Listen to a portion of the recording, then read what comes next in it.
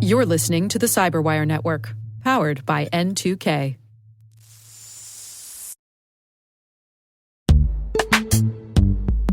This episode is brought to you by Palo Alto Networks, the leader in cybersecurity. As AI-driven attacks increase, organizations can't afford to have network security that's stuck in the past. Discover how Palo Alto Networks can help you predict what's coming and proactively secure against it with a zero-trust, AI-powered network security platform built to secure whatever, whenever, wherever. To learn more, visit paloaltonetworks.com/network security platform.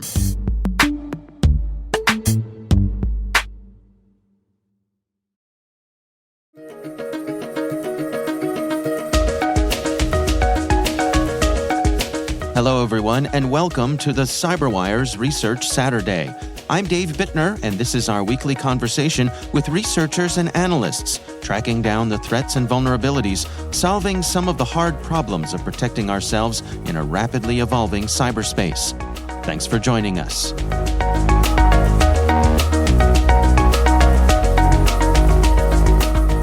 I recently had downloaded a honeypot that was written in Golang, and it was immediately getting hits after, I'd say, 15 or 20 minutes of being up. But I noticed an automated scan came in, and it tried to download some malware to my system. That's Larry Cashdollar, Principal Security Intelligence Response Engineer at Akamai. The research we're discussing today is titled KmsdBot, the Attack and Mine Malware.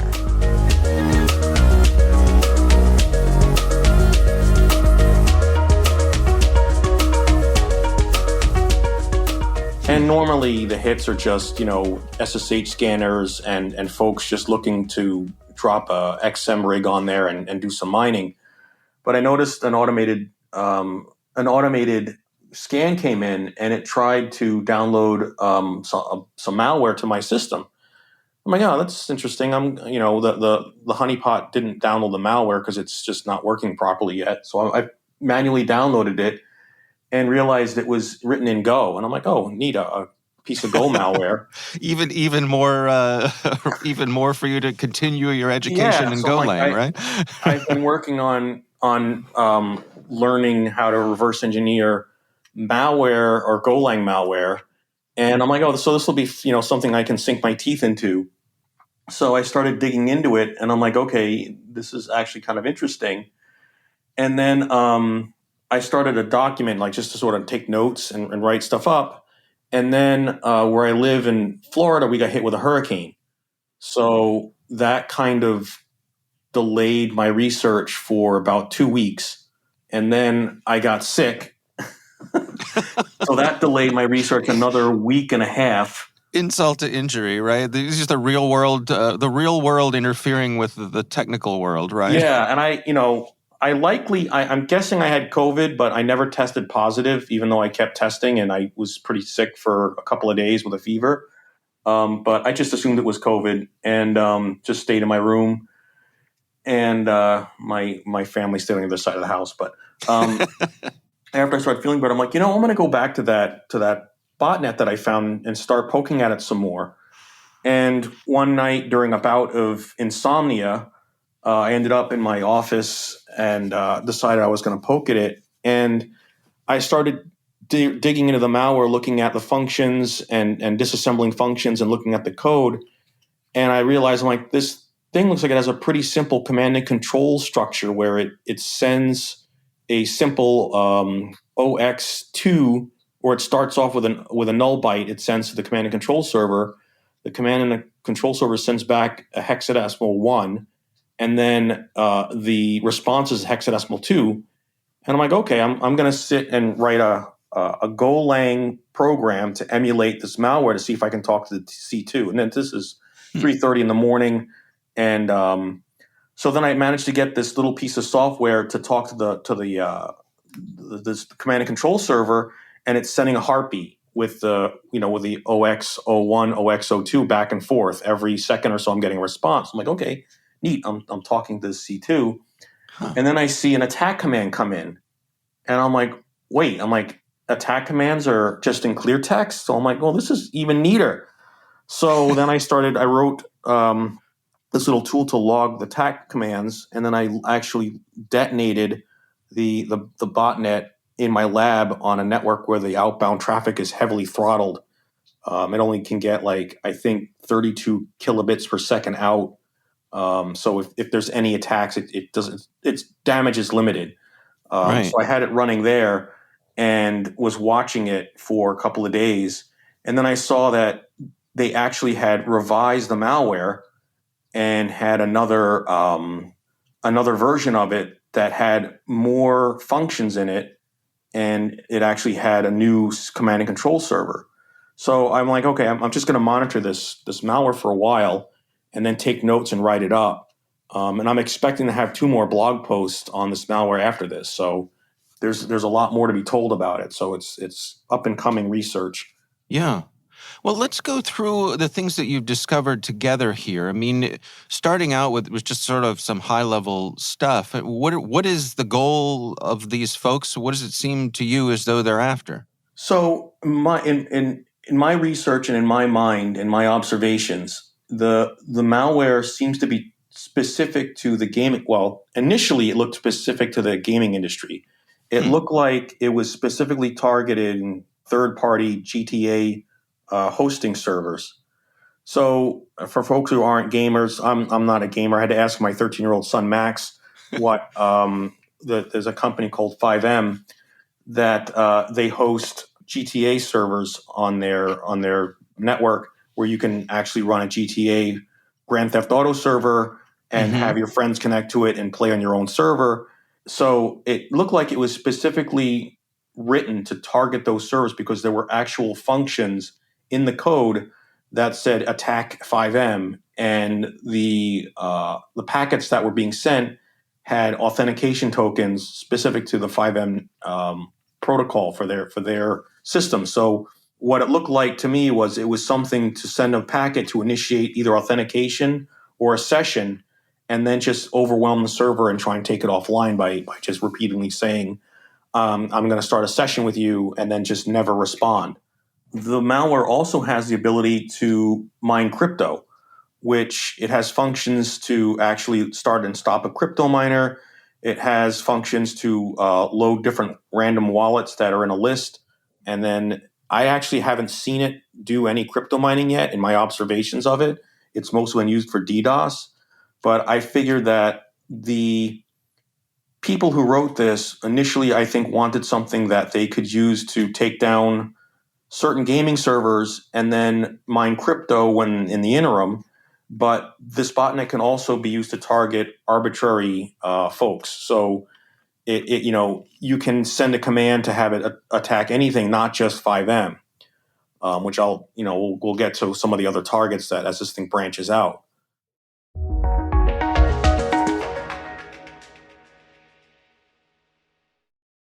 The start of the year is a great time to take that next step in your education, career, and beyond.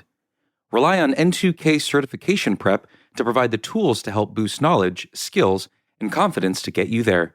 And now, for a limited time, all N2K certification practice tests are 40% off. Visit n2k.com/certify and use promo code N2KVDAY. That's N2KVDAY to save 40% on your purchase. That's n2k.com/certify with promo code N2KVDAY. Offer ends Monday, February 19th. Happy learning.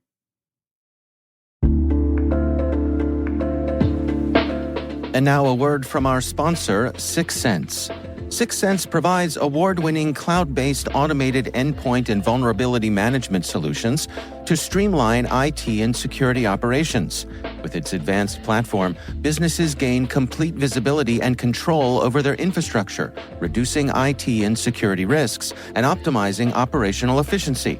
With 6 Sense, you'll get real-time alerts, risk-based vulnerability prioritization and remediations, and an intuitive automation and orchestration engine so you can focus on your core business goals, confident in the knowledge that your enterprise is secure, compliant, and running smoothly. Visit 6sense.com to learn why enterprises choose them.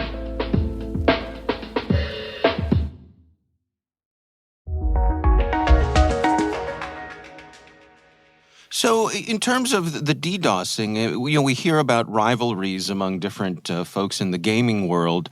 Does it seem like that's what this is, like a nuisance kind of thing, where you're going to, take down the folks who you have a bit of a beef with and take down their server? That's what I initially thought. I Yeah. initially thought that these were fellow gamers that developed this, and they were using it to specifically target gaming sites. Now, what changed my mind was that they actually started targeting universities, and they started targeting high-end automobile manufacturers of like the highest end. And then they started targeting churches in Germany, and then government websites in Brazil.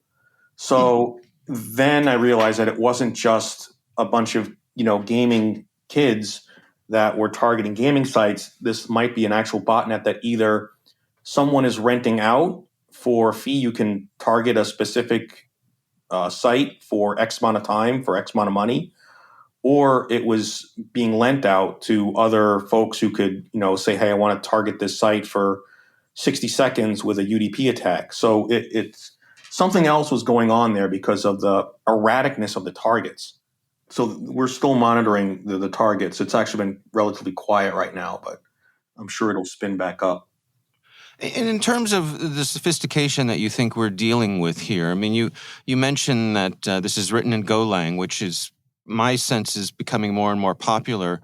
Can you speak to why that is? Why are folks choosing that particular development language? I think Golang offers a lot of functionality, and it's relatively robust language that I think malware authors are leaning towards because it's got a lot of built-in functions that you might have to implement yourself in other programming languages. And I think because of the way the Golang binaries are built, they're statically compiled. So you get a 10, 15 megabyte compiled binary versus a 40, 50 kilobyte compiled binary that's in C.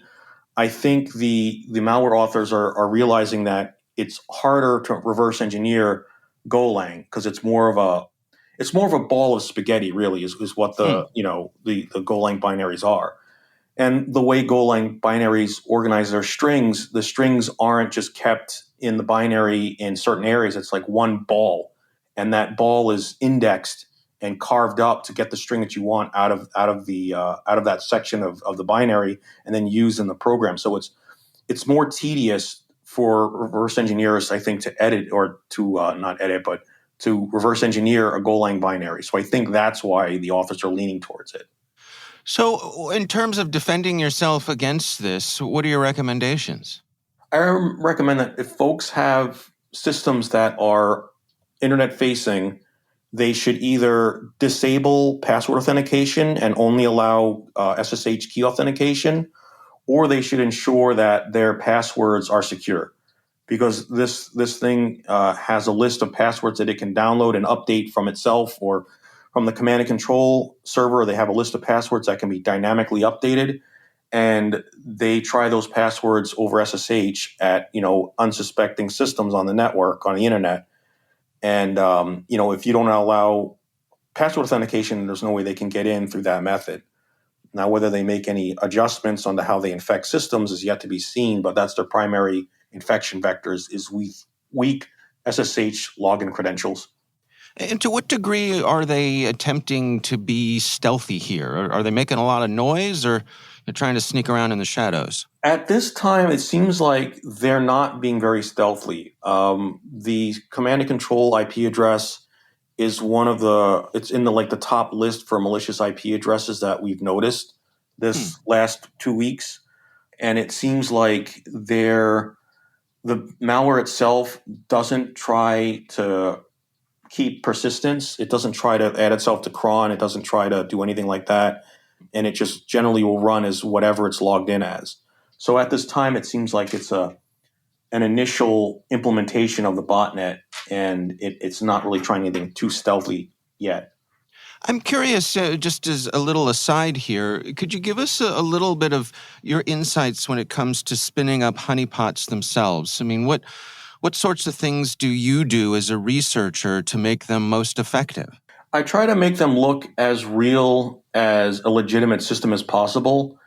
And in some cases, I've actually used legitimate systems as a honeypot, where I've actually taken like an SSH Docker and modified the SSH daemon on it to log the session to disk rather than, actually use an SSH honeypot.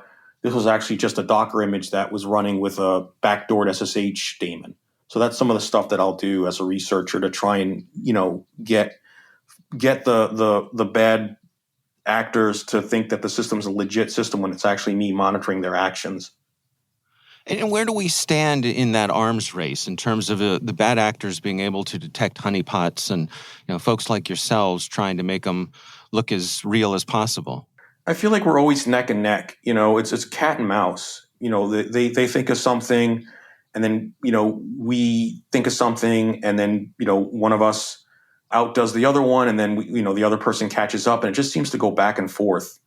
Some of the more popular honeypots out there, like Cowrie, are easily fingerprinted, so they're effective in getting some traffic, but not all traffic. So it's really been a challenge to sort of just keep up with everything. You mentioned that this is the first step of some continuing research you're going to do with this particular bot. What does the future hold here? What sort of things are you going to take a look at next? I'm going to investigate the actual attack commands and the attack traffic in one of the blog posts.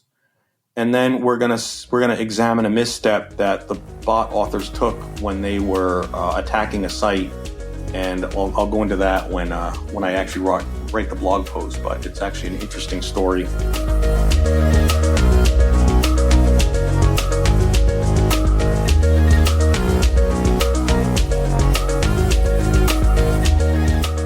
Our thanks to Larry Cashdollar from Akamai for joining us.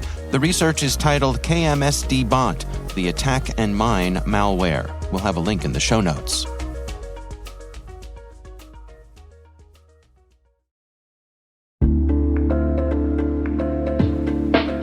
And now, a word from our sponsor, SpyCloud, the cybercrime analytics leader. SpyCloud disrupts cybercrime by telling you what criminals know about your business and your customers, so you can take action to prevent ransomware, session hijacking, account takeover, and online fraud. SpyCloud constantly recaptures and analyzes new data from the criminal underground, including credentials, session cookies, and PII siphoned from malware-infected devices. With knowledge of the specific exposed data criminals have in hand from InfoStealer malware on managed and unmanaged devices, security teams can respond with a more efficient and effective process called post-infection remediation that fits seamlessly into existing incident response frameworks. Get SpyCloud's post-infection remediation guide outlining the 7 steps for preventing a malware infection from becoming a full-blown ransomware incident. Visit spycloud.com/cyberwire. That's spycloud.com/cyberwire. And we thank SpyCloud for sponsoring our show.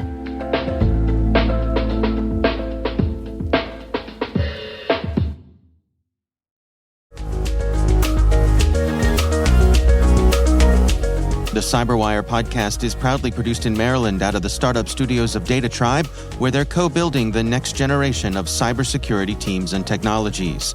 Our amazing CyberWire team is Elliot Peltzman, Trey Hester, Brandon Karpf, Eliana White, Peru Prakash, Liz Irvin, Rachel Gelfand, Tim Nodar, Joe Kerrigan, Carol Terrio, Maria Vermatzis, Ben Yellen, Nick Valecki, Gina Johnson, Bennett Moe, Catherine Murphy, Janine Daly, Chris Russell, John Petrick, Jennifer Iben, Rick Howard, Peter Kilpie, Simone Petrella, and I'm Dave Bittner.